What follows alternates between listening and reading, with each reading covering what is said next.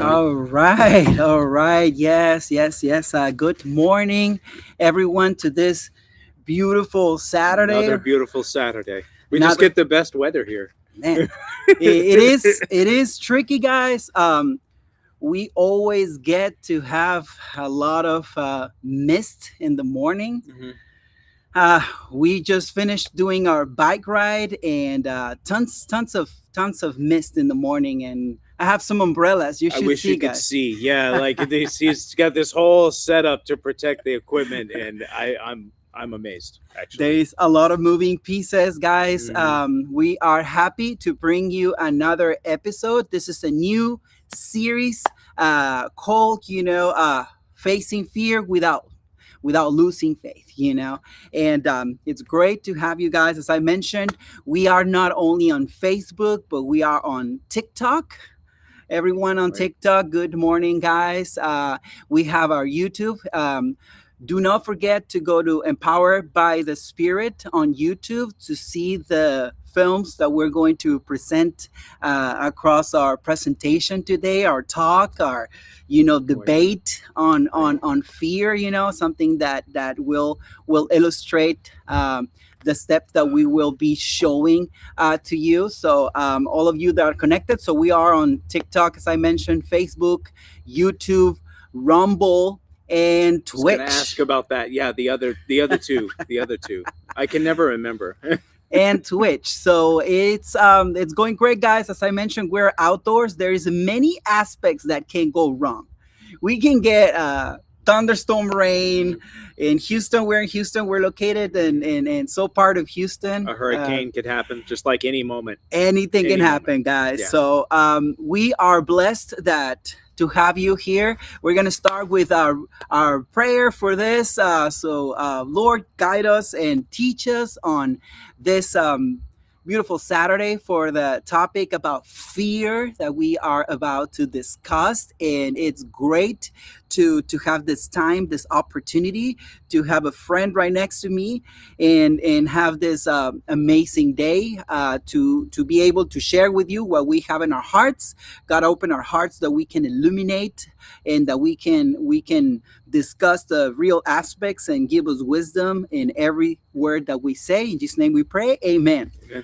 All right, guys. So we don't want to take a lot of your time. We're going to get right in. And we are talking today about the topic of fear.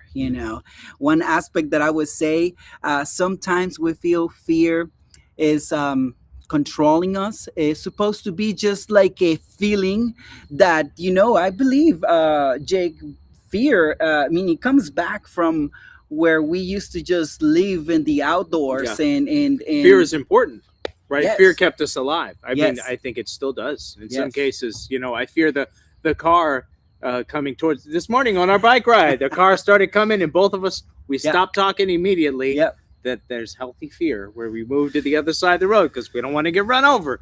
Hell, fear keeps us alive in a lot of ways. It's when it interferes with us being able to live our lives that it becomes a problem. So fearlessness is in so many things in life. It's the balance. We have to find the balance between a healthy fear and being crippled by Yeah. anxiety.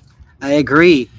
Fear is something that it's embedded in us. Like when you buy a Tesla, you have your battery, and you have to charge it every 300 miles and so.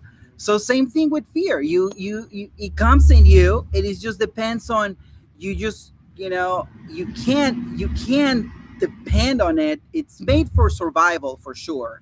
Like it's made to keep us alive. It's made to keep us safe. And in fact, if a big dog comes and run at you right now, with your fear, it will trigger some elements in your body that will allow you to run and save your life. Right. Time to prioritize Yeah, the fight or flight rather than continue cutting the lawn. that's Right. right. The lawn That's can right. wait. I'll come back to the lawn. Right now, I need to forget about everything and run from this dog. Exactly. So I mean, fear is something that it's been there. I mean, it's like when our body, when we don't give it enough rest, it will basically trigger something in our minds, and it will actually send us to bed because we don't give it enough rest, we don't give it enough food. Sometimes I don't eat till late, and then my body is like, okay, I don't just work in automatic and pilot mode. I Right. mean, he needs to have You're not some. a Tesla. Yeah, We don't just exactly. charge you every 300 miles. Yeah, yeah. Exactly. And I just want to mention on Second Timothy 1:7, it says, "For God has not given us the spirit of fear, but power, love, and a sound mind." So that is pretty amazing, that not only uh, God has put that sensitivity to fear just to protect us, but He has not given us for us to be in bondage and Yeah. live with fear and in fear. One thing is to live with fear, you have it, it's there. Yep. But another thing is to be led by that fear and to be controlled and guided through that fear, which is it can be pretty detrimental in the long run if you want to accomplish anything in life. It's hard to know too. Yeah. If I ask myself, am I making a decision solely out of fear? How do I know? It just feels like the right decision. It's a feeling thing. So how do I know if my fear is deceiving me Yeah. or not? I'd have to question myself, and I mean, yeah, I can do that, but Yeah. then I can also lie to myself too. Yeah. I'm really good at that. Really good at lying Yeah. to myself. So It was crazy because yesterday I was with my kid. I took him to soccer, and one of them totally didn't want to do soccer. He just told me, "Dad, I don't want to do soccer." And I'm like, "Okay, well, break my heart, because I'm Mexican hardcore soccer, and I should be like, do it. You have to play soccer because this is legacy. This is our sport. You should be the next Agassi and next Messi. I'm sorry, the next Messi and all Ronaldo." And at the same time, I understood that It's funny too because it's really called football. football. Right? Yeah. Right. You. But you guys took it over. Yeah. You say that here, and they're like, "Oh, you mean with the no football, real football." Yeah. Football, claro. Football. So I mean, he said, that I don't want to do it. He already did it once. He lost that game, and he was at the end. He was like, "That. I mean, I lost this game. That means I'm not good for it." Losing's so important. It's part of the process. And that was his first game. Yeah, so right. Starting and then already losing a game, Yeah. it was not a good sign for him. Yeah. So now, guys, he wants to try basketball. But all of this to say, I don't want to get too sidetracked or get you guys sidetracked. All of this to say that he told me something, and he said that he had a voice in his mind that was telling him that he was not going to win, Yeah. and that the kids were going to be, laughing at him, and he was not going to win. So just to say, from a young age, he's only going to turn 7 in a couple of weeks, which Yeah. is counting the hours and the days. But just to say that he was looking forward to, to play a game but that thing in his mind was telling him, and he told me that I am, I feel that this voice in my mind is telling me not to, like I'm going to lose again. So I told him, do not let that voice. I am happy you're telling me that.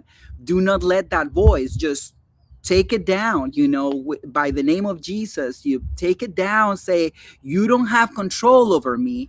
You don't, with the blood of Jesus, I reject you. And you don't have control over my thoughts, my mind, my decisions. Because it was impactful. I never thought he was going to tell me something that he was basically afraid of those thoughts. Right. And honestly, guys, we are not 7. I am 44. I don't miss it. I don't miss being 7. And my body was nice. I could use my young joints. Yep. I could have those You back. can I could totally- take those, but like just the the emotional turmoil of Yeah. being young was just, it was torture. It was, Yeah. when I was 7, I thought I was going to hell. Yep. I was like, did it work? Remember, I prayed for Jesus to save me. Yeah. Right. But did it work? Was he listening? Man, I better do it again. I remember that when I was 7, I was like, oh shit, I'm definitely going to hell. So I was just praying over and over and over again. And just that fear, I didn't know, you know. It's I mean, fear, it's not when you're 7. I mean, it goes along with us. I mean, every day something happens, an accident happens and you're like afraid. Everybody's looking at that accident when you're under, on the freeway, and you're panicked. Like the other day I was near downtown, and then I saw this car lit on fire, and I was like, wow, this is like right next to you. This is like real. You're not watching a Fast and Furious movie. This is actually happening. And I mean, it triggers that fear in you, but at the same point, it's just like it's protecting you. Like, just stay away, just don't get too close to the fire. But at the same time, that curiosity on you, it's like, let me see if someone comes out of it. We could all stand to be more cautious on the road. I mean, I know I could.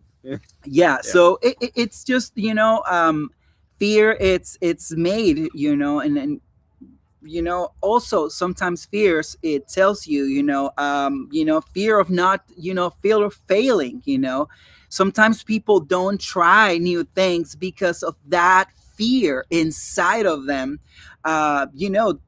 Basically it's telling them, I mean, you never did it. I think you're not good enough. And why trying it? If you're comfortable where you are, let's just not do it. Let's just stay there, stay comfortable, stay in peace. And so we just really need to understand that those thoughts, those fearful thoughts, are actually, just, they are there not to lead our way. They're just there as a device, as part of our anatomy. I'm just to say it. They're useful data. It's an input. It's not the whole picture. Exactly. Let's look at a pretty short clip. We were going to show you a quick clip on one step to prevent fear. Let's jump on it. Fears are a part of our everyday life and can cripple us. We are programmed to respond to fear in one of two ways. We can either run and cower away, or we can fight the fear and have confidence. But before I talk to you about overcoming fears, I want you to understand that there's a difference between having a fear of a bear that can kill you, or having the fear of people, or making a life decision. And I would say that most of the time we face fears on life decisions and situations with people, and this is what I want to focus on. Unhealthy fears can take over us and cause us more problems than necessary. However, as believers, we want to approach life with confidence and faith. So I want you to be encouraged, because there are ways to overcome fear and increase your faith.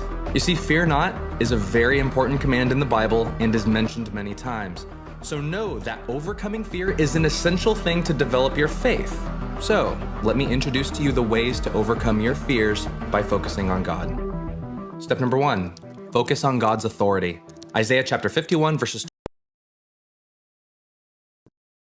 Literally, we just saw this video about, how important it is to focus on God.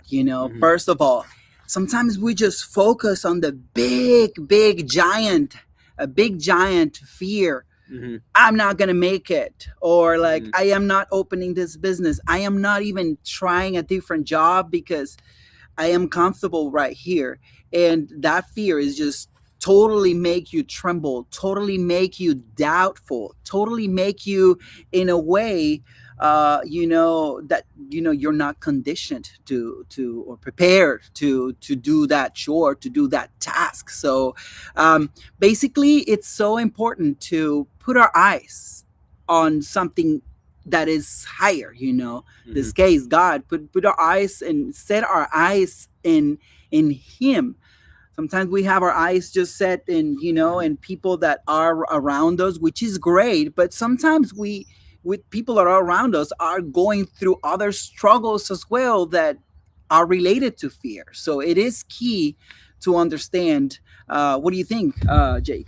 Well, it's like walking a tightrope. You don't, or a beam in gymnastics. Because I've never walked a tightrope. Technically, I've never walked a beam in gymnastics either. Yeah. But I see my daughter do it. You don't look down at the beam. You don't look down at the floor, because where you look is where you're going. If you want to go across the beam, you look across the beam. And if you focus on your fears, I would say that's like looking down. Yeah. It's focusing on God can give you a wider perspective rather than, being so caught up. Because I mean, for me, my individual experience of my life is all there is in my, head if I don't do something to widen my perspective. So, if I'm late to work or something, it's an apocalypse of biblical proportions. But when I widen that perspective and I'm like, okay, I'm just this small speck of sand on this small ball of dirt in this huge universe. And it's not a huge deal. My boss wasn't that ticked off that I was late, although, by the way, I'm never late to work anymore. Just wanted to declare that.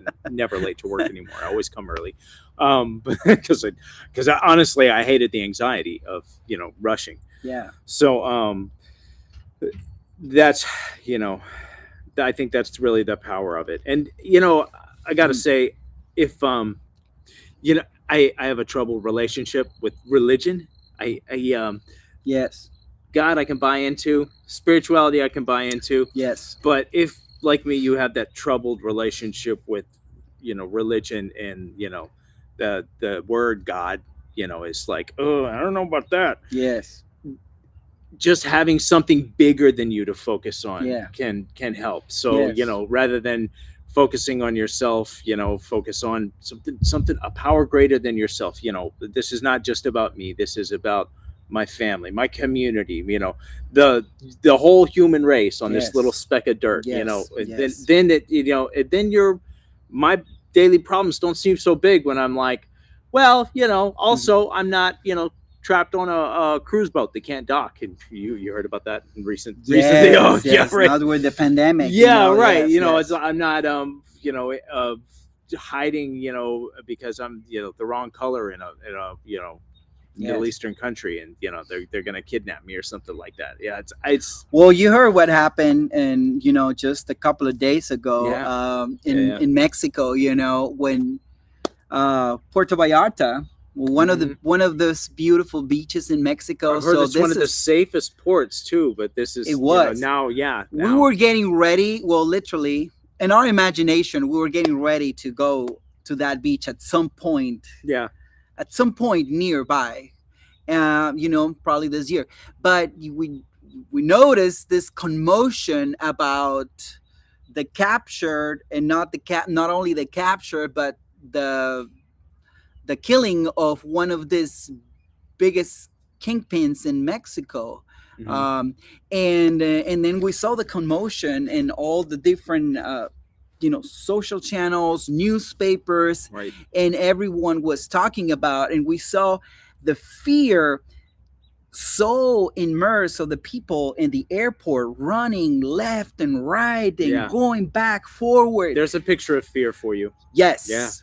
You want to just have an idea what fear can trigger in your mind and your body. That's the spot. And then you see the other part where it's this beach, peaceful area where so many Americans and people around the world visit this paradise, and even living there, because the cost of living must be so much lower than living in the States.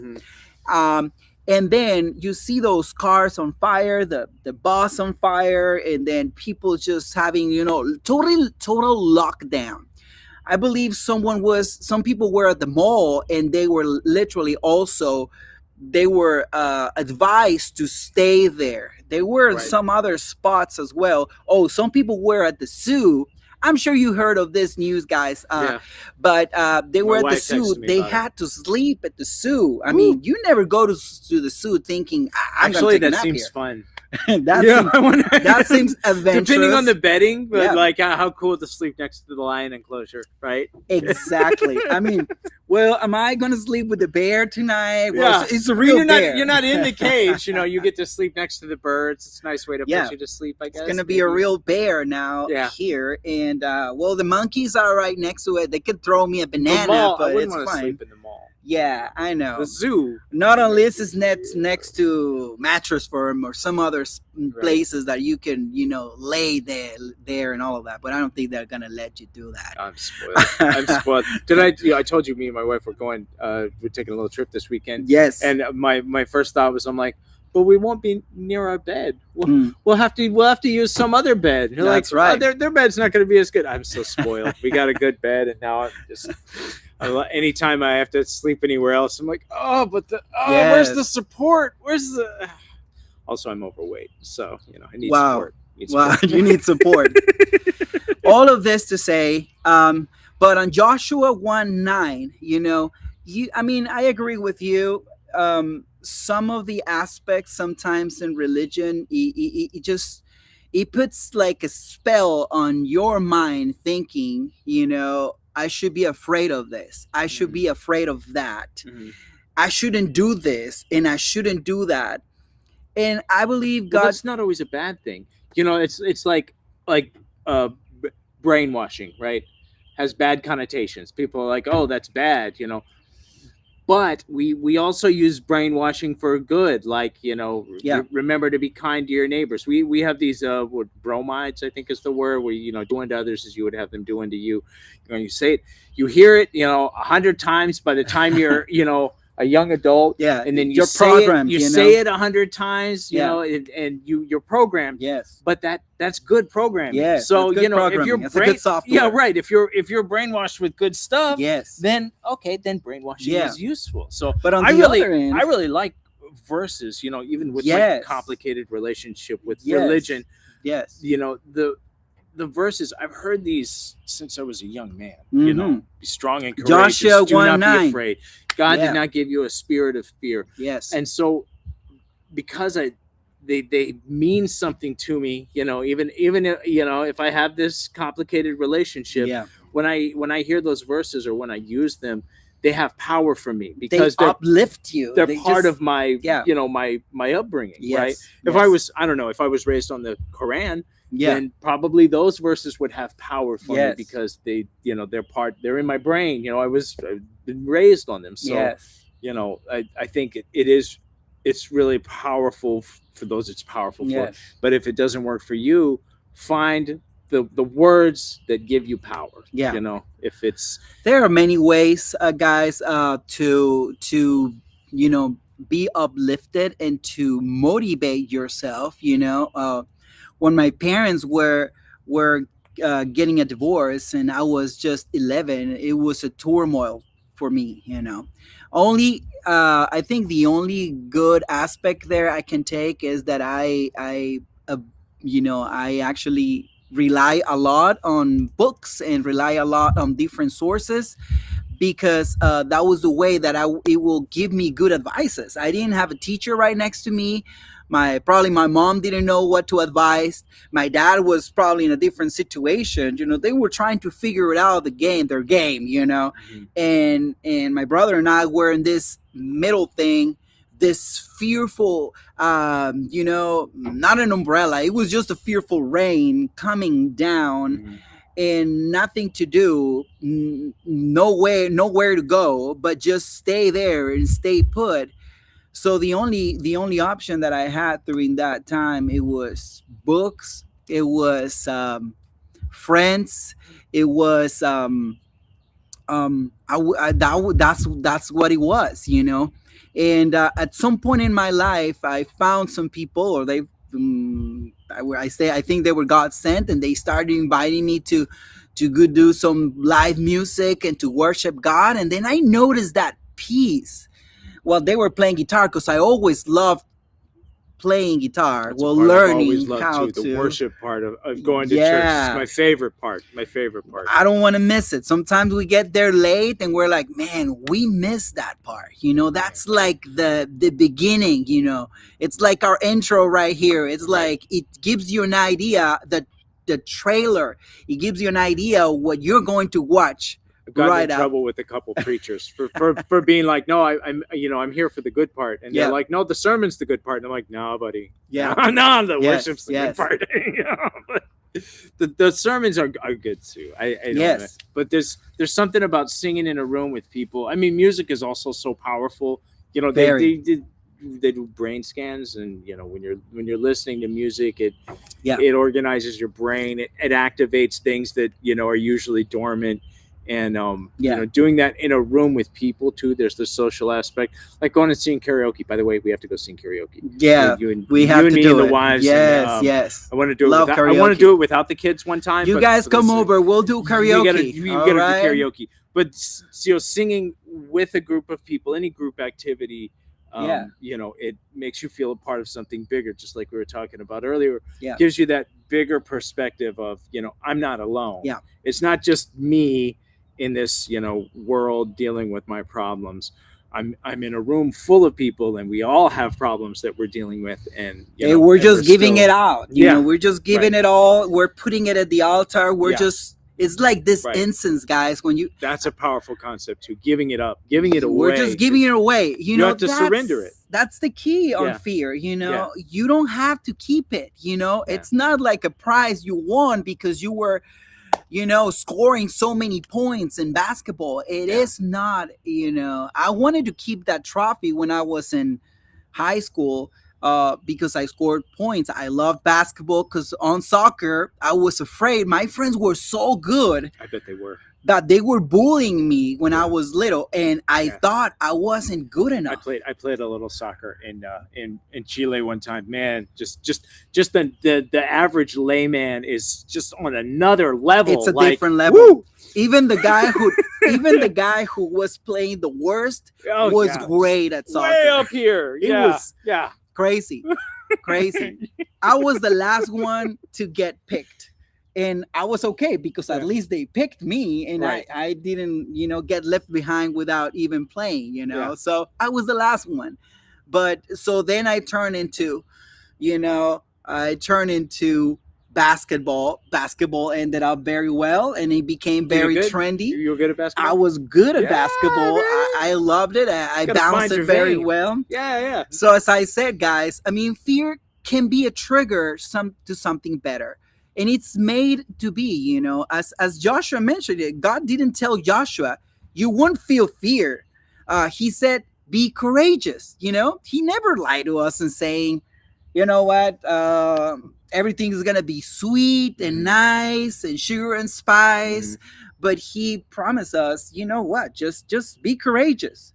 He was not even telling us defeat fear or you can't. You will overcome, or if you, there's no way to purge fear from your body. It's built in, if you mix this formula, it's going to fix it right away. No, he just told him, be courageous. Our job is not to fix fear. Our job is just to be there during the storm, to feel secure in him, to really lay on him, and the rest is just, I tell my wife sometimes when things cannot be solved in our lives and as parents, I tell her, you know what, we'll leave it to God. We do our best, and God does the rest, and that's the truth.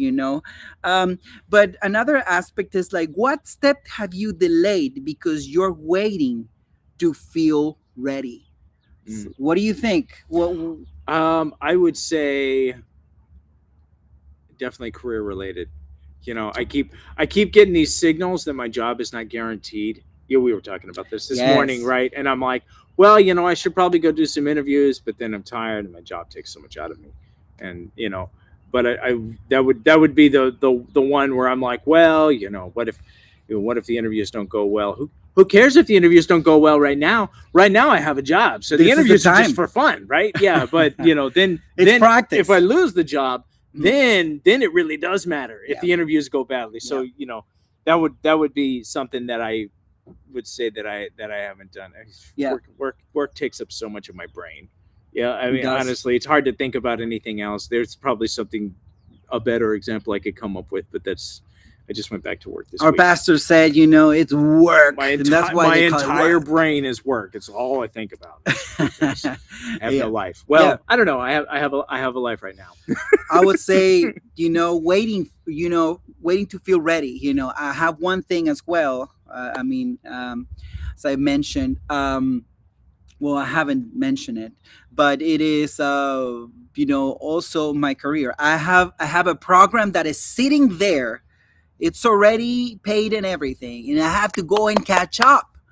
But at the same time, I'm running a business, doing parenting, and then doing life, and then you're like, okay, where is the time? Where is the time to go and finish this course? I'm glad to hear that you struggle with this too, because I always had this image of you as a guy with boundless energy. Like I can't get imagine tired, you as Jake. tired. I You get do. tired. Yeah. I'm glad to know that I'm not alone. Cheers to I'm that. not alone. We're on the same Not road, alone, guys. baby. We are in the same road. We all have things we struggle. We all have things that we just should pour some more coffee. No, I don't have any. Jay makes the best coffee, guys. We just got new coffee mugs. I was pushing one of my friends just nicely. It has our name, so that's pretty good, and pretty unique. You can order them online. No, I'm sorry, I'm not selling it. Probably later on online you can have By it. the way, we mentioned Tesla twice during this. Anybody out there is listening from Tesla? Not sponsored by not Tesla. sponsor, but Or what else did you mention? Are we open to a sponsorship? We're totally open Yeah, for sponsorship as Please this give us moves money. along. I don't know. Those tools, everything has been not sponsored, but has been come through many years and in the industry and customers, and this is the way we can present this message to you and have this communication open, guys. We're not scripted. These are only a few pointers, but all the other things, We never stick to this. it's anyway. literally our lives. It's literally our lives. Yeah. So, okay, I don't want to take you a lot. Let's go to the step number 2 to avoid fear. The video. Step number 2, focus on God's protection. Psalm chapter 27, verse 1. The Lord is my light and my salvation. Whom shall I fear? The Lord is the stronghold or refuge of my life. Of whom shall I be afraid? In this passage, it shows that God is the light that overcomes darkness, and he's also our salvation that saves us from trouble and sin. So I want you to see that God himself is a stronghold or fortress that we can go to and be safe in. So question, which stronghold do you take refuge in? Video games, your shows, your friends' advice? Or do you try to escape your fears through something that's unhealthy? You see, when it comes to confronting our fears, we can handle them in very unhealthy ways. And we either try to avoid them altogether, or we can take refuge in someone or something other than God. And that may be fine for a time, but when we take refuge in anything that is not God, our protection will always be limited at best. So one thing that you can do when you feel fearful is to remember that God acts as a safe refuge for his children and is able to protect us better than anything or anyone else. And going to God for protection could look like you really staying in God's word and meditating on his truths, or by going to God first in prayer before you go to anyone else for help. So I want you to pray for courage as you face your fear, and go to God through his word, and then know in your heart that he is our refuge against all our fears in life. And if you feel fearful of failure or of falling into sin, focus on the fact that God protects us from the punishment of sin, and know that only God can save you. And on top of that, he has the heart to save you. He is the stronghold of our life. And if you need more help, I'd encourage you to read the entire chapter of Psalm 27 as a way to focus on God's protection.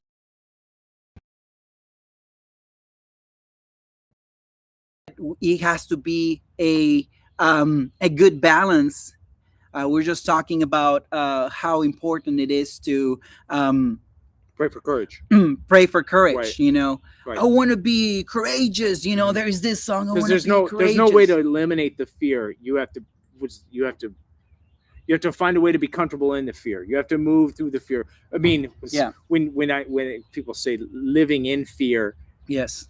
we are all living in fear. There's Yeah. no way to not live in fear because fear is a part of our experience. But we don't want to be controlled by our fear, right? Exactly. Would you say that's accurate? Like we're in fear, yes, but we don't have to operate from fear. We don't make our decisions based on fear because there's no way to get rid of the fear. Yeah. I mean, What do you think? fear. I think fear. If I would say, I am not a psychologist or a pastor or someone that will literally scientifically document this, but I would say fear is something that is embedded in us, just the same way we have those senses, like, Mhm. ooh, I have my eyes closed and I can hear the birds singing, so they are closer, Mhm. Same way with fear, it's there and it's gonna be triggered by something or something.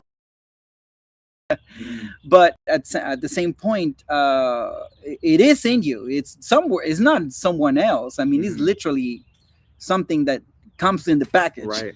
Right. The fear is not outside of your body. Yeah. It's not the dog barking at you that is the Mm. source of your fear. Your fear comes from here. Yeah. It's triggered within in your brain. Yeah. That's true. Right. That's Right. true. And another aspect is like you don't need confidence to move.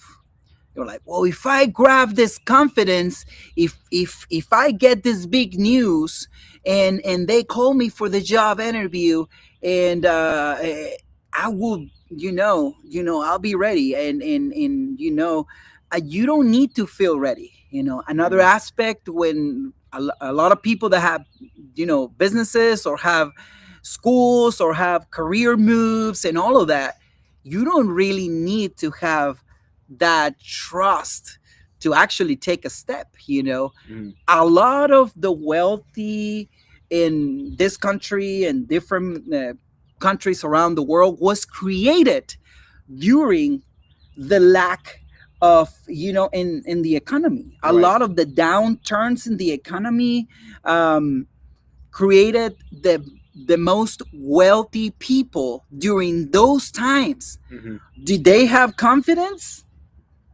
I remember something my dad told me one time because I told him that I was feeling overwhelmed. That I was in over my head. And he Yeah. told me I've been in over my head Yeah. most of my life. I've Yes. always felt that way, up to my eyeballs, and Yep. I don't know what I'm doing here. I've always felt that way, and I think he said that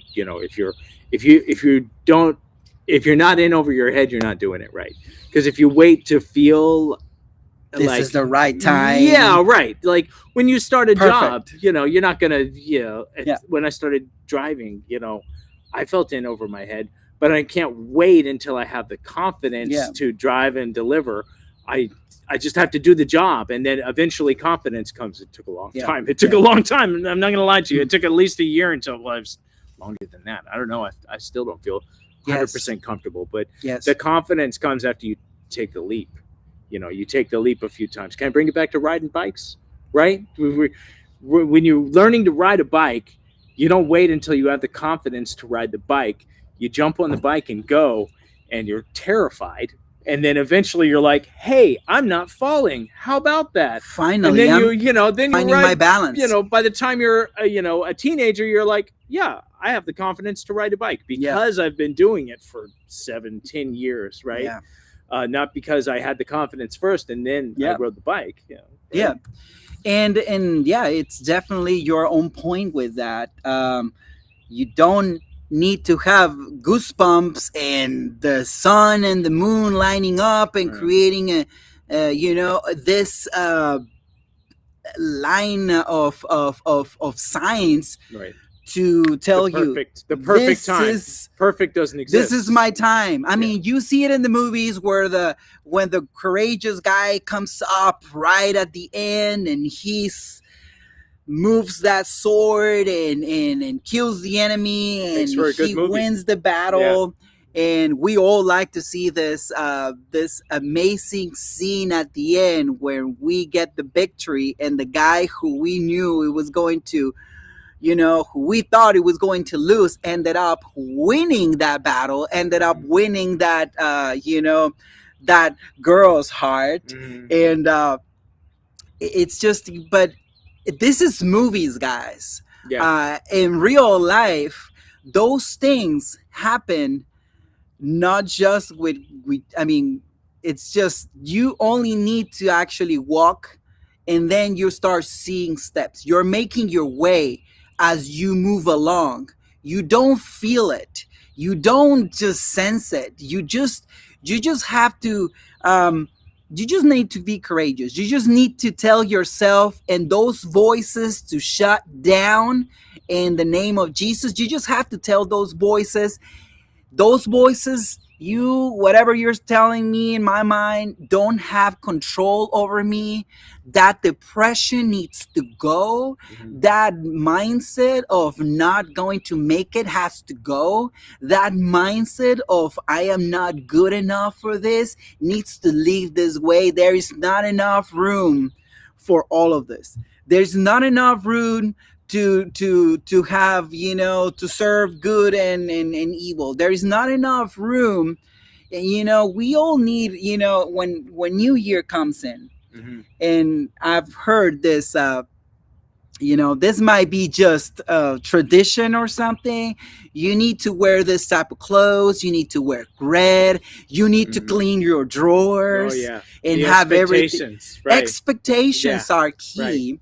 You're not living if you if you don't do spring cleaning. There's something wrong with you. I haven't done spring cleaning in Man, decades. Never during spring either. It's always recently I've been getting rid of stuff that yeah. were just there collected. But Oh man, we could do a whole episode about like Yeah, hoarding about hoarding. and putting next stuff episode, away. well, Right. pretty soon we're gonna probably talk about that, and I think it's gonna be a lot of us are going to connect at some point because at some point we are all in. I think in that. I mean, Yeah. I'm just taking the At what freedom. point do your items on you? I do want to backtrack real quick to the voices, right? The voices in Yeah. your head. You're not enough. Yes, These kinds of things taking you down. I want to give another perspective, another method, if you would.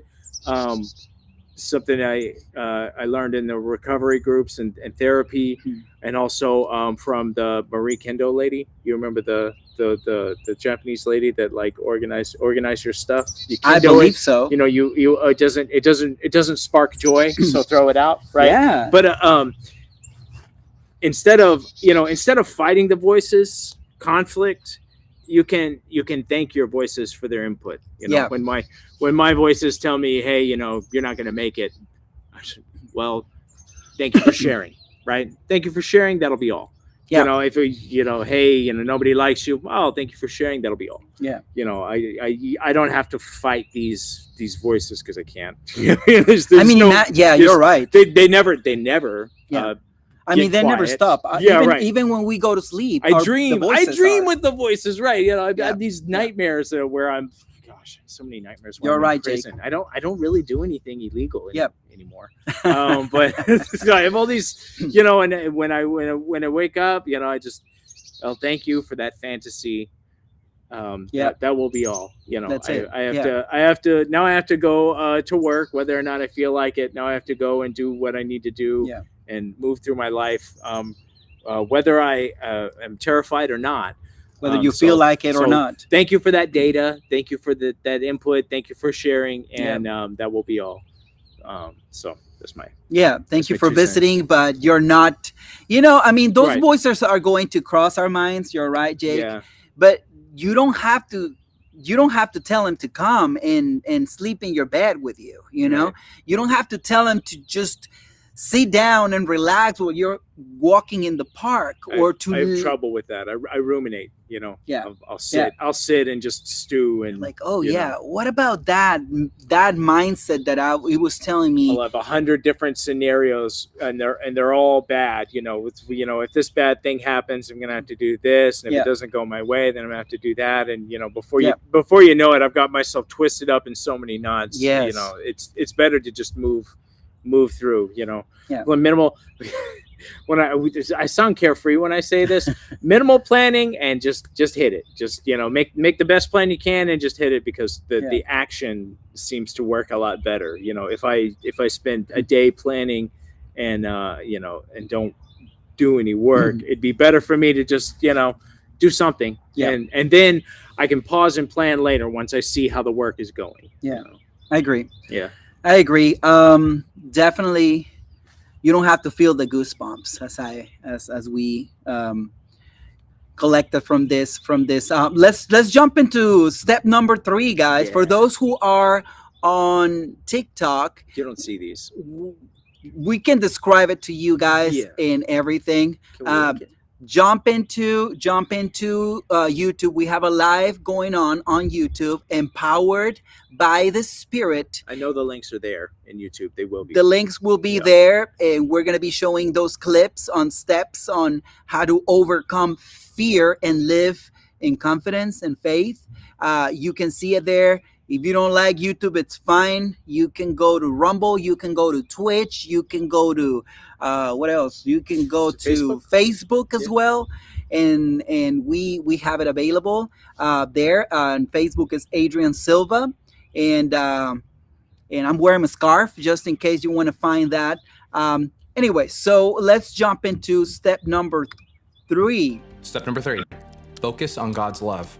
Romans chapter 8, verses 37 to 39. No, in all these things, we are more than conquerors through him who loved us. For I am sure that neither death, nor life, nor angels, nor rulers, nor things present, nor things to come, nor powers, nor height, nor depth, nor anything else in all creation will be able to separate us from the love of God in Christ Jesus our Lord. In this passage, Paul is telling the church that they are more than conquerors through Jesus, and that nothing would be able to separate them from the love of God. So note that one of the ways that Christians are more than conquerors is due to the fact that God gives us the ability to conquer our fears and our enemies. And on top of that, nothing can separate us from God's love. Now, I want you to understand just how powerful God's love is for you. Angels, demons, or even life or death itself doesn't have any power to take away God's infinite love for his children. And God's love is unconditional, and it never changes. This passage says that no one and no thing can separate us from God's love.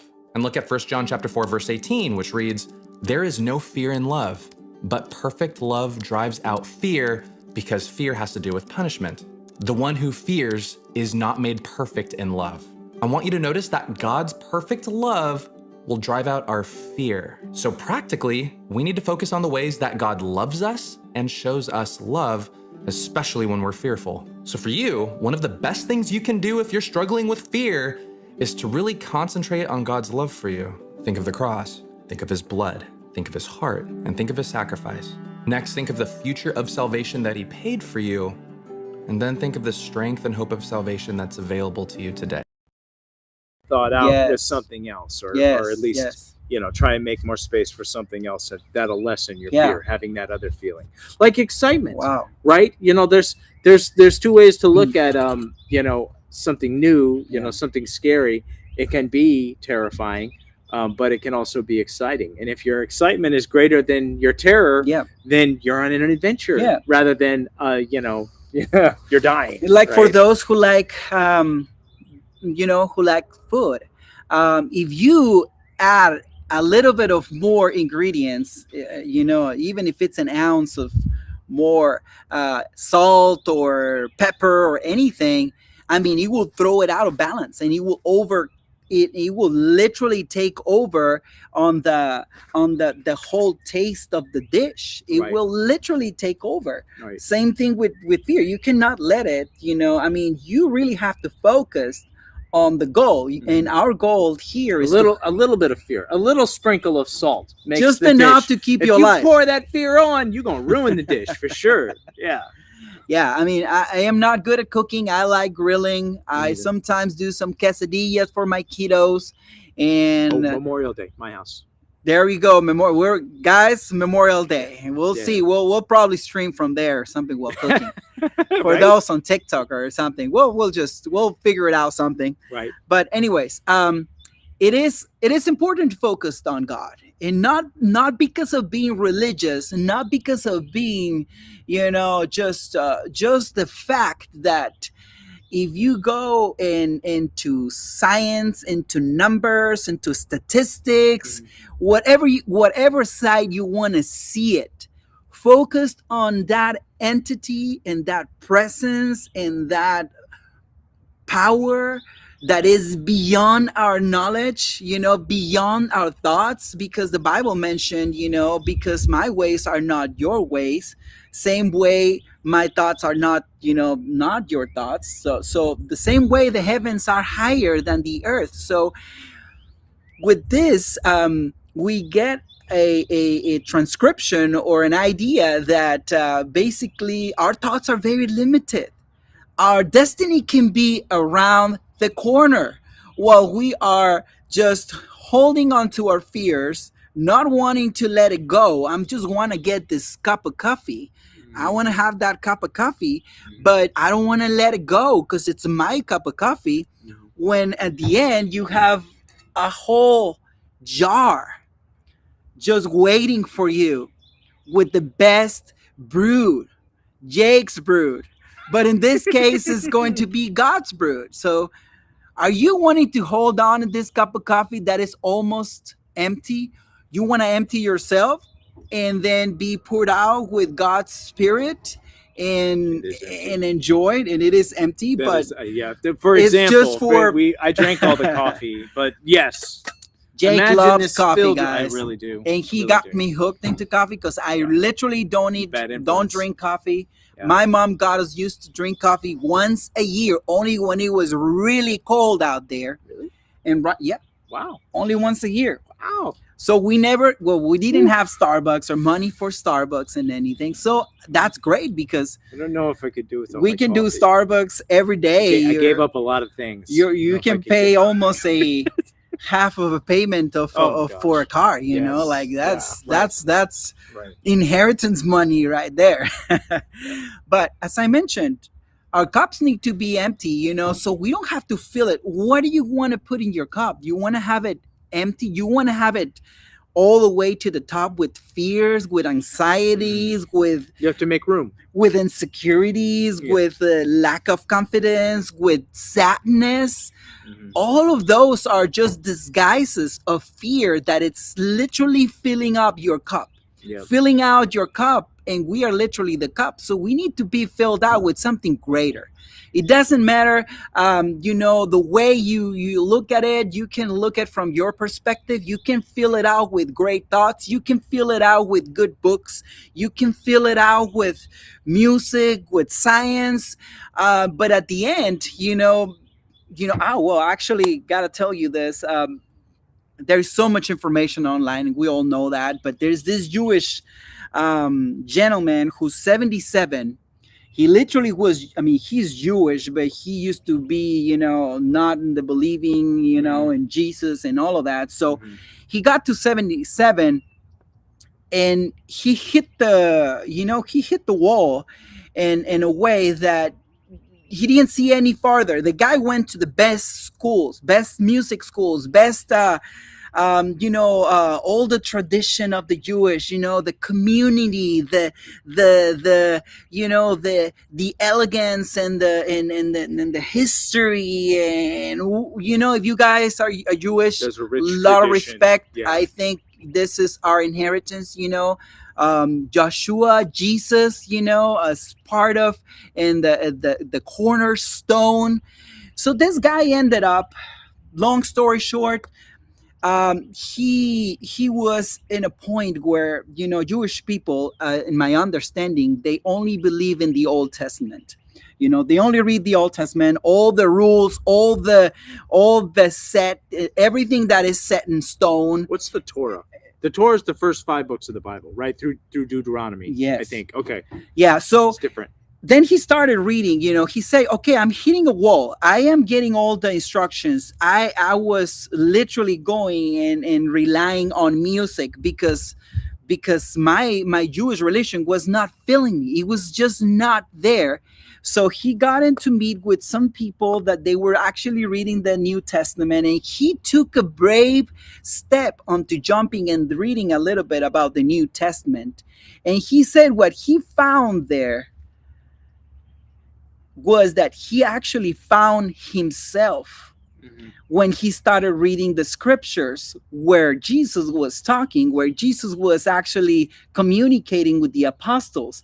And he was like, I found myself, not the religion, not all the traditions, not all the casts, the shadows, the figures, the all the aspects that go along with the Jewish tradition, on just believing that God is just a part of the group, not the leader, not the main character of the movie. We're not experts on Judaism, by the way, so if we get anything wrong, if you guys have any commentaries of that, Yeah, we right. will be happy to discuss with you right. and back it up and with the Bible. But we're just bringing it out as I relate this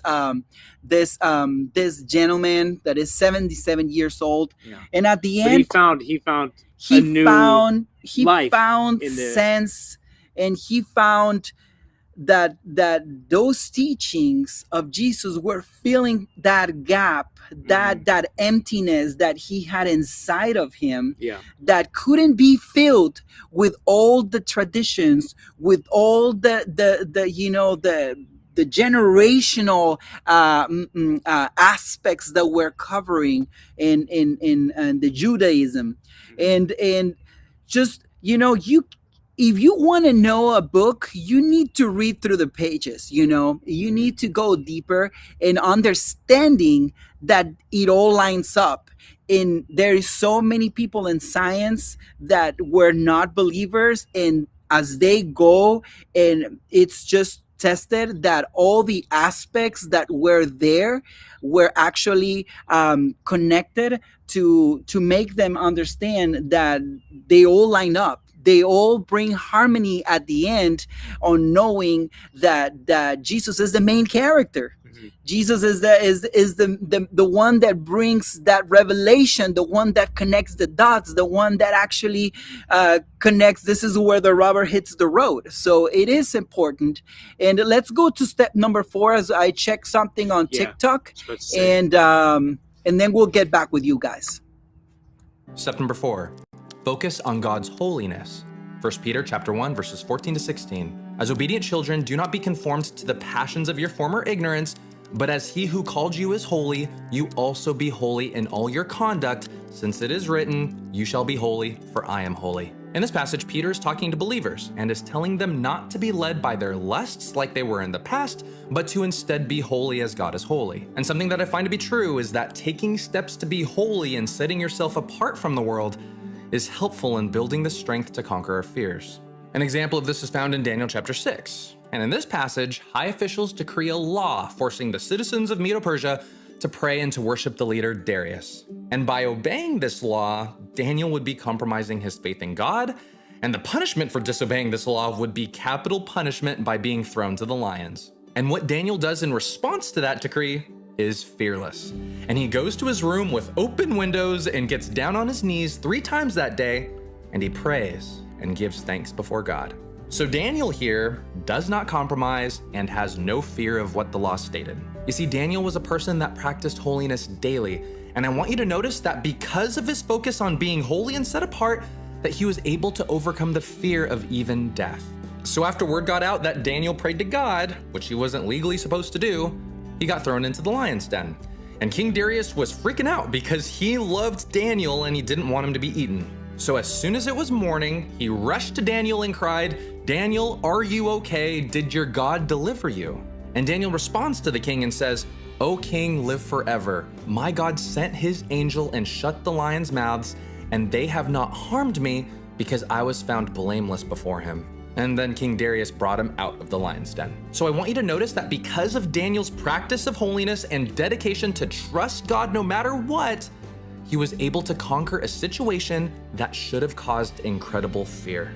So one thing you can do to develop holiness is to find a thing in your life that you can dedicate to God. Maybe it's picking a time of day to be by yourself to pray and worship, or maybe it's setting yourself apart from people that cause you to sin, or maybe you pick a special spot in your city or town that you always go to connect to God. Regardless, one of the best ways to conquer your fears is to give God special attention that is separate from everyone and everything else.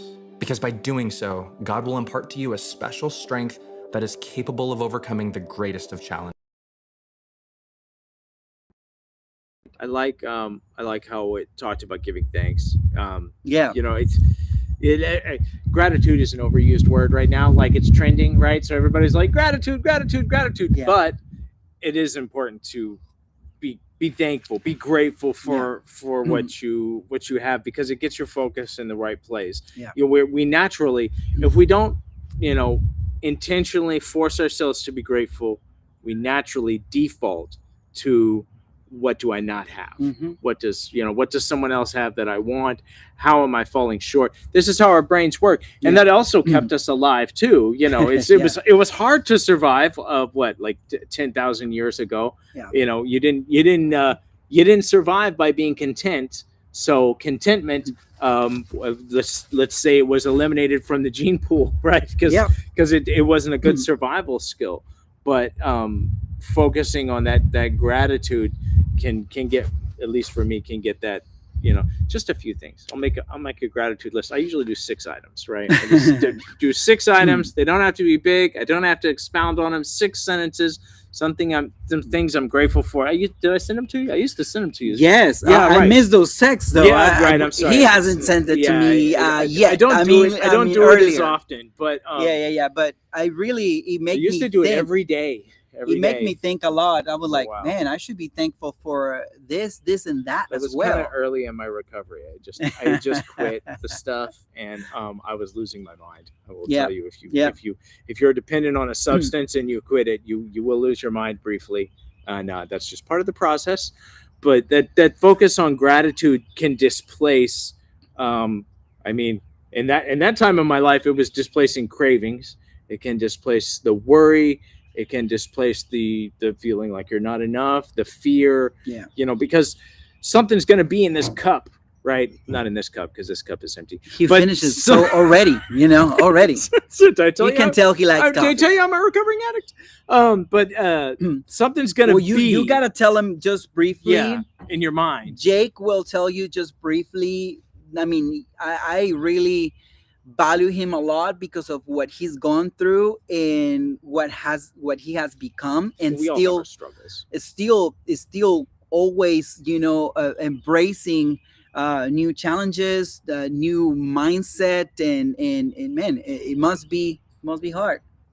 It's I don't know, you take it a day at a time, right? Just like everybody, just like everybody and everything, one day at a time is all you can do. Because I remember, can I go on this tangent? Just go ahead. Yeah. Yes. This is when I first started trying to get clean. I didn't want to get clean. I just wanted to get everybody off my back. I'll be honest. So when I went and they're like, well, you never have to use again, I was like ever, like forever. You mean like forever, ever? Can I pause it just one day? Right. Yeah. So no nights or weekends either of forever, ever. No. But then they kept telling me it's just today. You'll get to forever one day at a time. Yeah. So today, what is it? So like 9 a.m. It's 8 a.m. something 9 like that. a.m. 7 something. So I have maybe like 14 hours. And that's the only. I have to not drink or do drugs for 14 hours. And if I don't think I can make it 14 hours, then I can just make it till lunch. And if I don't think I can make it till lunch, I can make it an hour. So that's the thing. And over time, the desire to use is lifted. They definitely, in the recovery space, they talk about a higher power. And this, they say it doesn't have to be your parents' God. It doesn't have to be any version of God. But you have to have something. You have to have something bigger than yourself. Because if you're going to get off drugs, man, you need help. So, big time. You've got to pray. They say it's not optional. You have to have something. You get to pick it, but you have to have something. And that spiritual connection. mhm. Right? And over time, the desire to use gets lifted, is what they say. It goes away. Mm. It comes back sometimes. Yeah. But Yeah. you know, that in the beginning, it's really hard in the beginning, and then over time, you know, you wake up one day and you're like, huh, I'm not freaking out. Mm. You know, because you're, you know, Not tense. yeah, for a while you're freaking out. You're like, oh my gosh, I don't think I could do this. Yeah. And then one day you wake up and you're like, this is cool. You know, I don't actually feel like I'm gonna tear my hair out. You know, so Yeah. you know, it's one day at a time, just Yeah. like with everything. Yeah. Yeah. Thank you for sharing that. You'll know more about Jake as we move along during these sessions. We will have the opportunity to know more about his heart. He's got a great heart, a great attitude, and great conversations. You can talk to Jake about anything, and he will literally bring a podcast into the mix. And I heard a podcast on this, so his I haven't memorization. been keeping up with my podcast since I went back to work. You know, like I had an ear infection, so I haven't Oh been. man, I didn't know that one. I haven't been putting in my earbuds. So, you know, normally I'll listen to like 5 podcasts while I'm at work. I'm there for like 12 hours, so why not? You know, I just pop them out, podcast. Yeah. But I've gotten used to. I wear these earmuffs now, and they just cover my ears to make everything quiet. Mm-hmm. And I didn't want to put anything in my ears, so this week I got used to not having them. I don't know when I'm going to listen to my podcasts if I'm not at work, but I still have all that, you know, past knowledge. By the way, guys, we do have a podcast. We are on Spotify. And it's spot on. You know, I think it gets better by the day. It's like the good you were just charro beans. The audio quality. You just made the audio quality we better. just made the audio quality better. If we suffer some hiccups on the last 2 episodes, they still clear. But there are some sections where we were doing right now showing you the videos. But this one, praying God, is going to go even better. I'm excited to listen to myself on a podcast clean in a and very crisp. Self-centered way. We're not finding any any competition here. I always tell Jake, I don't go and compare who's doing what are they doing, what are they talking about. But I think the biggest competition is always inside of ourselves. It's always ourselves, you know. You don't even have to go and check what the neighbor is doing and how the plants are looking great, which by the way, the neighbor does really good with his plants. But you don't have to do that. Like literally, your competition is yourself, like your mind, your thoughts, what you did yesterday could be much better what you're doing now. If you check, I have a few customers. I'm in this business of you know, broadcasting and podcast, mobile podcast. And I went with one of the clients yesterday, and she has a dental office in Midtown, beautiful office. And we did it yesterday there, and it was amazing. And you can see it probably on our Facebook. I'll give you more information. I'll leave it on the notes. And as I telling Jake, I found this, I tweaked this other aspect, and now it's just for you guys to have the best quality ever, you know. And we found some hiccups. Next time you're not gonna find those tweaks. It's gonna be better and better and better. So these are brand new. And those are new. Now we have we used to lean to lean over here and we be like closer like that. Now we can chill. The mics come to you. I love it, baby. And then I hope you're having a good, you know, for TikTok guys, we have the little mic here that actually points, and hopefully you're getting a good reception and good audio as well. All right, so I think we have a step. We have the 6. I think we're moving to 6 now. And let's do 6. Step number 6, focus on God's power.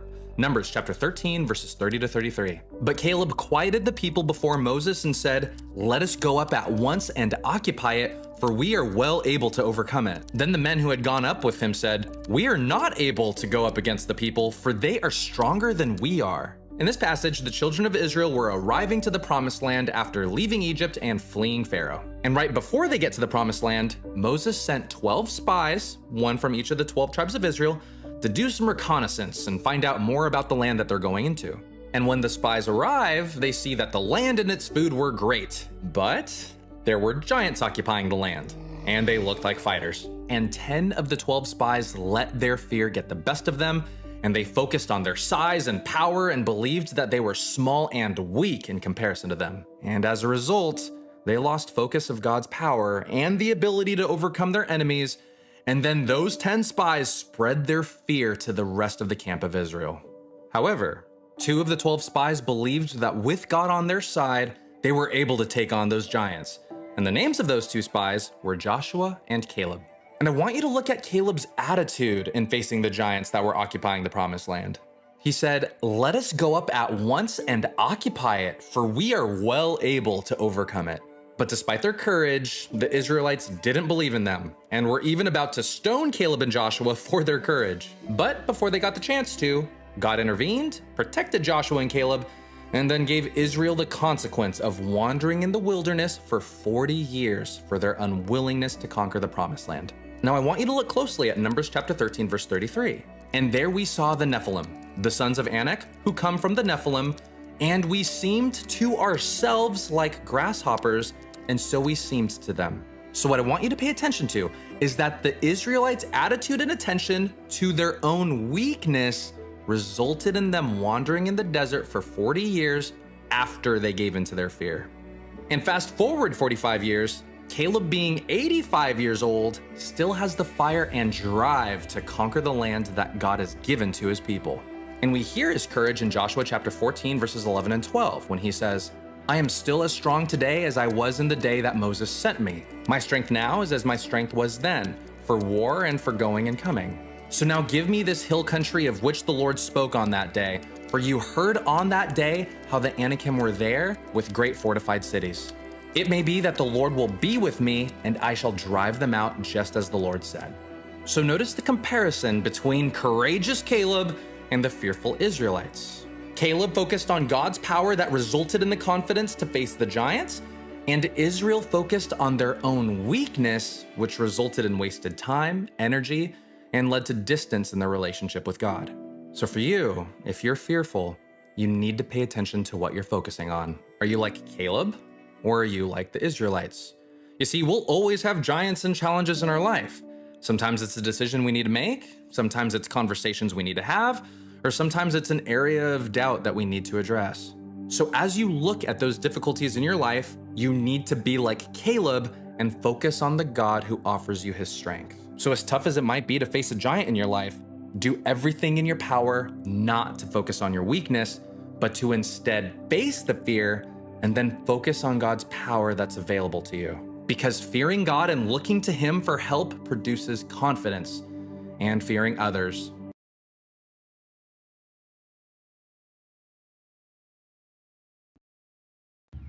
Yes, we're just talking about our focus on love, and how important it is to that, in First John 4:18, there's no fear in love, but perfect love drives out fear. You fill your cup with love. Yeah, it sounds a little. It sounds cliche. like, Yeah. I mean, But love, hey, that's outdated. That's if like it works, overrated. it works. Yeah. I mean, You must mean sex. who feels Just right? kidding. Right? It could be. Overrated love. Yeah. It's Yeah. like, who talks about it now? Like, no, let's just make progress. Let's just make, achievements. Yeah, Let's just right. talk about goals. Let's Let's love just talk our about work. how we're gonna make more money. How are we Yeah. gonna be more productive? How Yeah. are we gonna Let's love our make money. this That's never been a happen? problem for And, anybody, right? But then we forget about we're just emptying our cup, and we're just filling out with empty items. Not that you don't need them. We all need a comfortable house, a reliable vehicle, of course, our health. We all need all those things. Definitely we do, and I agree with that. But the aspect that you really, if we forget about the key point, which is fear, that we lose the sense and the value that this aspect will literally, if we don't have that love, something will come in there into place, and that something is not going to be nice. It's going to be full of attention, full of stress, full of anxiety, full of other aspects that are literally the opposite of love. So First John and 4:18 mentions there is no fear in love, but perfect love drives out fear. And I mean, you think simple? It's such a small line, but with so much deep meaning on it. It's just, I mean, it's crazy. I mean, my son, just going back, because I mean that's all our life, you know. I mean, Yeah. we deal with our kids, we enjoy our kids, Yeah. and every day. But if my kid is screaming at me and throwing that tantrum, and I go back at him and tell him with that same voice, the tone, the strength, the all the aspects that go with the same stress that he's going through, if I talk to him the same way, guess what? It's not going to fix the situation. He's literally not going to even pay attention to me. He's just going to be afraid. And that's just not what we want to bring. But if I respond to him with a calm voice, which I need to teach myself, I need to respond with a calm voice. I need to respond with that peace. And I pray to God this very often, God, give me this peace that I can really share it around, and people will be able to see it. People will be able to tap in. People will be able to really feel that God is our refuge, that if he made it through us, we are so messed up in the head and every way, that he can do it through you. So most of the times I ask him for peace because I really want to share it around. I really don't want to come out to my kid yelling at him. I really don't want to come out at the same point, because that's not gonna win. It's not going to bring the best out of him. It's only gonna make him afraid, and being afraid is just gonna empty out his cup, and he's just gonna be disappointed. He's just gonna be not trusting you. He's not gonna be wanting to come back and share, like the thoughts that I told you yesterday when we were at soccer, that he said, I have these boys that are telling me that I'm not good enough, that that I'm not gonna win at this sport, and that kids are better for me because they won the first game. And but not all of us accept that we have those thoughts. So honestly, I think that's one of the things that they teach you. I have a customer who went to Alcoholics Anonymous, Right. And he mentioned that the first thing that they actually teach you to do is to accept what you have, to really communicate. Yeah, you have that.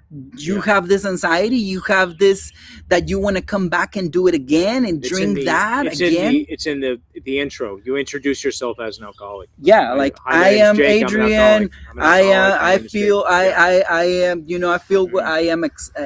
ADHD or ADD. Because you can't address a problem until you recognize it. Totally. You can't. Totally. If you're in denial, then that's where you stay. You stay in denial. You don't move through. Yeah. We were talking about our kids. I tell my daughter about breathing. There's no. Yeah. You can't directly control your heart rate, right? You can move your hand, you can move your eyes, but you can influence your heart rate and your blood pressure through how you breathe. Yeah. If you're breathing more slowly and steadily, and you can force yourself to do that, then you can calm your body down. And that's something that I had to learn to do. Right. Yeah, it's so key. Slow and deep. Teach us about it, Jake. Teach us about it. So I taught my daughter this as well, and she used it the other day. She was having kind of an anxiety attack at the doctor's office. I told you she hit her head, and so she was worried. She's been out of school for a while. And she was really worried about school. She's so like me. It's terrifying, actually, because this is what I stress about too. School is her work. So I'm always stressed about work.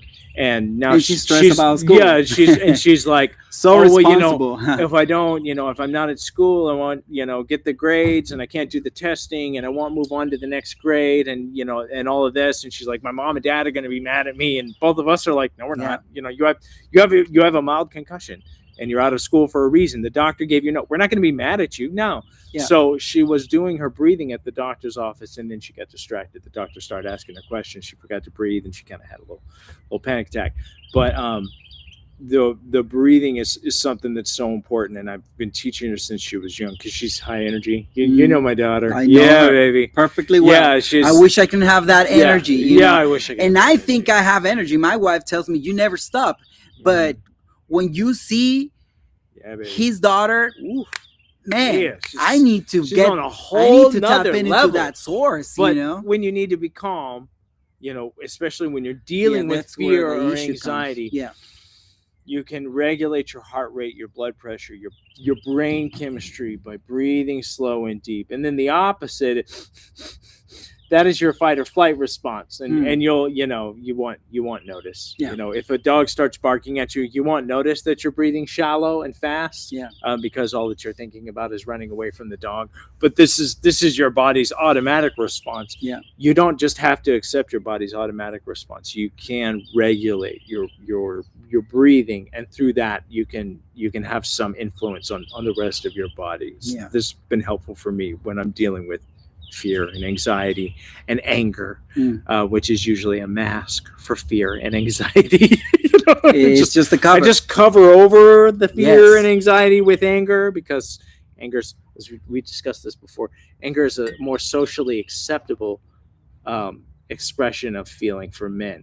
We're not supposed to be afraid, because that's weakness and the perception. So you get that anger. Right. But anger, we're allowed to be angry. That's socially acceptable. Wow. I heard something about That's this crazy. in a podcast, actually.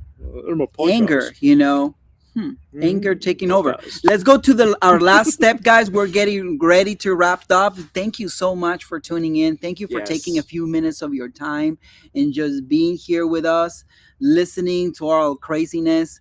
But we try to back up as much as we can with scriptures, with something that it's been there for so much time. And we also bring reality to the table. We don't bring a script to you. We bring real life. We bring touching connections. We bring our life, our families, our situations, our thoughts, our anything that is causing in us aspects that will at some point also connect with you and what you're feeling. The same way we want to reach out to your hearts and tell you there is a way out. There is a link to that light at the end of the tunnel that will lead you to deliverance, that will lead you towards that roadmap that you had in your heart, in your mind, and that it's been difficult to tap in. But I believe and I pray that is going to be rebuilt in your hearts, in your minds, and in your spirits, and that the power of that anxiety, that fear, that doubt, that I'm not good enough type of thoughts are cast away in our you will be set free because Jesus' blood, in Jesus' name, that it's going to happen. It's going to change your life. But we just gotta believe it. There is this story in the Bible of this woman, and I never get tired of relating to that story. That this woman, there goes Jesus in the middle of the crowd, and so many hundreds of people just floating around him, and trying to get this this superstar vibe. You want to look at it in some other way. You want to look at it as a concert, a Bad Bunny concert, whichever the type of biblical thing, version of a selfie. but in a biblical way. They were trying to tap into him. So this lady that was dealing with hemorrhage, blood hemorrhage, for 12 years. I think it was 12 years. It was a long time, It's guys. amazing that she survived, actually. Crazy. Yeah. But one thing that really should resonate in your minds and your hearts is that the only difference that she had, everyone was grabbing Jesus. It's like, I have Jake here. Hey, man, I'm getting the blessing. Mhm. But if I don't, the only aspect that was making a difference in her life is that she was tapping in and she was believing. Mm. She was having faith.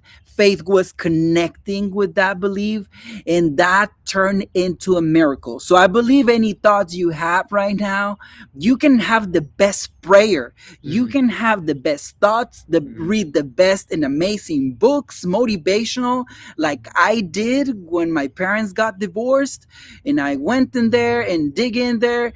But it was all based and later in life I discovered most of those famous people, motivational people, were literally based a lot of those scriptures from the Bible. Yeah. So getting back to our Yeah. point, it's- Everything is recycled, actually. It's, yeah. the, just the over only and over aspect again. is they Yeah. were not mentioning it, but all those values along the road, as I learned and as I was reading a little more on the on the scriptures, it's like all those aspects make sense now. So this woman, what make difference on her is that she believed, she tapped into faith, and it connected to a miracle. Let's go to our last video and we'll wrap up. Thank you guys for stay here, for tuning in. It's been amazing. Please leave out your comments below. We are in so many different platforms, and including Spotify, empowered by the Spirit, and we also have YouTube, Facebook, Tumblr, Twitch, and we're just accessible to you guys. And thank you so Rumble? much. Let's Rumble. Of course, I forgot Rumble. Yeah. I was thinking Let's 6. do number 6. Step number 6, focus on God's power. Numbers chapter 13, verses 30 to 33. And step number 7, focus on God's provision. Matthew chapter 6, verses 31 to 33. Therefore, do not be anxious, saying, what shall we eat, or what shall we drink, or what shall we wear? For the Gentiles seek after all these things, and your heavenly Father knows that you need them all. But seek first the kingdom of God and his righteousness, and all these things will be added to you. In this passage, Jesus is showing that God knows all our needs and will supply all our needs. And he goes on to tell people to seek first his kingdom, and that by doing so, all these needs will be taken care of. And something that I'd like to mention is that all anxiety that we have is a result of a fear that took root in us. And that fear can look like us not trusting that God will provide our needs, and this can extend to more than just our need for food, water, and clothing.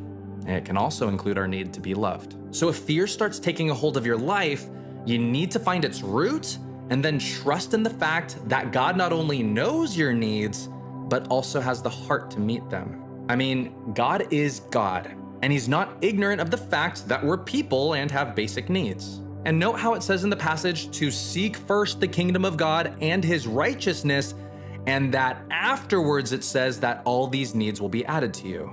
So for you, should you find yourself in a place that is fearful, seek God knowing that he will meet your needs as you seek him. I'd say a good way to focus on God's provision is to make a list of the things that God has blessed you with. For me personally, I like to journal my prayers, and I start my journals with a thank you list where I thank God for everything he's given me the day before. And now I have pages full of blessings that God has given me. So when I think of all my needs and everything that I need to do with my work responsibilities and obligations, I can rest knowing that the same God who has blessed me is the same God who gives me strength for the day. I find that reflecting on how much God has given me puts me in the right perspective, and I would encourage you to do the same. You know, our kids, and they, what is it? I think you were saying, like, we don't know what they want. Yeah. You know, because they don't tell us sometimes. Sometimes they don't know what they really want. Yes. Right. I mean, sometimes we don't know what we want. That's what at I some was point. just about to say. So is, imagine you know, them being so little. Right. It's Yeah. I have these plans that I Yeah. think are good for me, and I'll be honest, most of the time my plans are just terrible, and they don't work out the way that I agree. think. I agree. So I hope I really do hope that God has a plan for me and that He will enact it regardless of what I say. Yeah. Because my plans usually they're a bit shite. They're a bit shite if I do say so myself. So I'd rather have somebody else with a better perspective Yeah. calling the shots. Somebody that can see the big picture because my I my agree. viewpoint is pretty small. I can only see what I see. And, Yeah. I'd rather have a real good plan, a master planner. Yes, yes. Well, thank you guys for tuning in today. We just want to close up. You want to help us to close up on prayer, Jake? Yeah, you know what? I was just about to say I have a driver's prayer that I came up with. If I can There you remember. go. For the drivers out there, um, God, make my load light, make my path clear, and may the master planner order my steps. In your name, amen. Amen. Thank you guys for connecting. We'll keep you posted for with our when our next live comes in, and keep your spirit alive. And if you feel down and everything, please be trustful that it is just a path, and and before you get to your promised land, sometimes we go through those deserts, but we just really, our job is not to solve the problem. Our job is to believe, like this lady that we discussed about. Our job is just to trust. Our job is to be courageous. God never said, I will give you the strength so you can, I mean, of course He's gonna give us the strength, but He's our deliverer. So at the end, we just are thankful that we have a mighty God that fights all our battles, that goes in front of us, that He's the one who is the deliverer, who's the one who brings the anointing, the ones who brings the trust. And you just have to walk. Our only job is to walk, and to walk in faith, and all other things will be added, Jake. All other things will be added. Right. We just gotta trust and lean onto Him. That's in Frozen too.